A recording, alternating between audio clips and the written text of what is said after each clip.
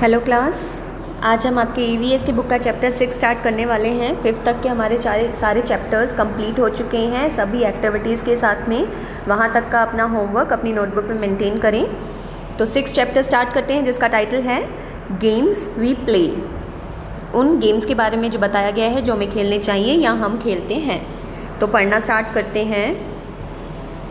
All work and no play makes Jack a dull boy.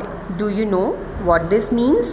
It means that when we work all the time and have no time to enjoy, our mind became dull.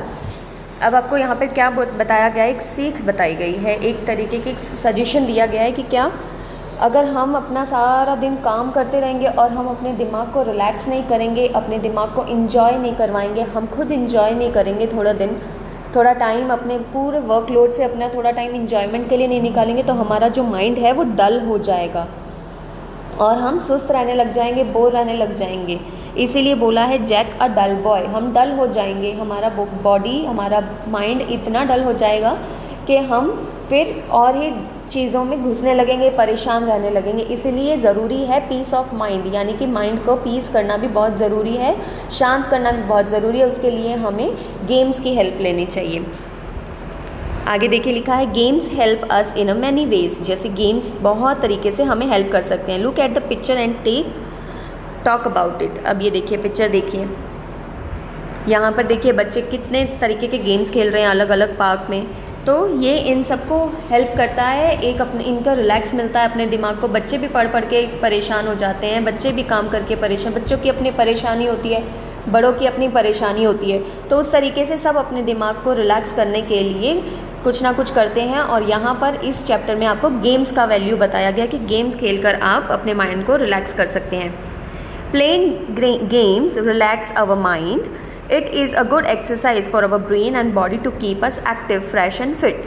It also regulate body temperature. अब यहाँ पर जैसे मैंने आपको बताया ये games जो है हमें माइंड को रिलैक्स करता है ताकि हमारा ध्यान बढ़ जाता है, हम खुश रहते हैं तो ऑब्वियस है माइंड रिलैक्स हो जाएगा। और ये बॉडी के लिए भी उतनी अच्छी एक्सरसाइज है, हमें फिट रखती है, हमें फ्रेश रखती है ना। और ये हमारे बॉडी के टेम्परेचर को भी सही रखती है। अब आउटडोर गेम्स क्या होते हैं?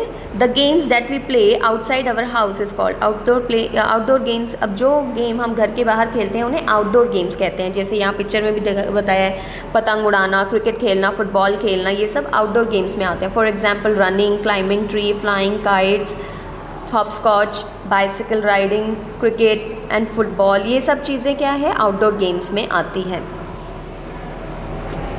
Outdoor games are good exercise. We get plenty of fresh air when we play outside. हमें आउटडोर गेम भी एक अच्छी एक्सरसाइज है ताकि हम आउटडोर गेम्स जब खेलते हैं तब हमें फ्रेश एयर भी साथ में मिलती है। इसी तरीके से इंडोर गेम्स क्या होता है? when we could not go out because of heat, rain, cold and in case we want to stay inside home we play indoor games. अब जैसे कभी ऐसे होता है कि हम बाहर नहीं जा सकते गर्मी के कारण, सर्दी के कारण, बारिश के कारण, तो हम जो गेम घर के अंदर खेलते हैं उस रिगार्डिंग तो वो इंडोर गेम्स के अंदर आते हैं।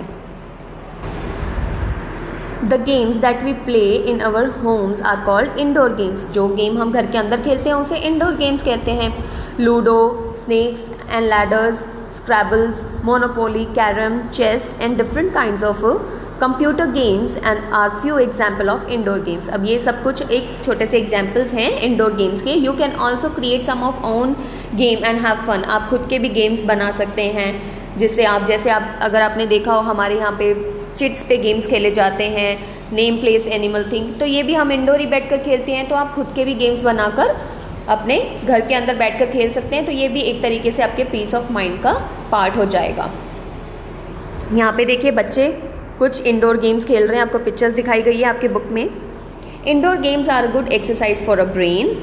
दे also help us to relax. Indoor games भी आपके माइंड को रिलैक्स करते हैं और आपको हेल्प करते हैं आपका एक्टिविटीज़ बनी रहने के लिए, आपका एक्सरसाइज वैल्यू का बना रहने के लिए बॉडी में।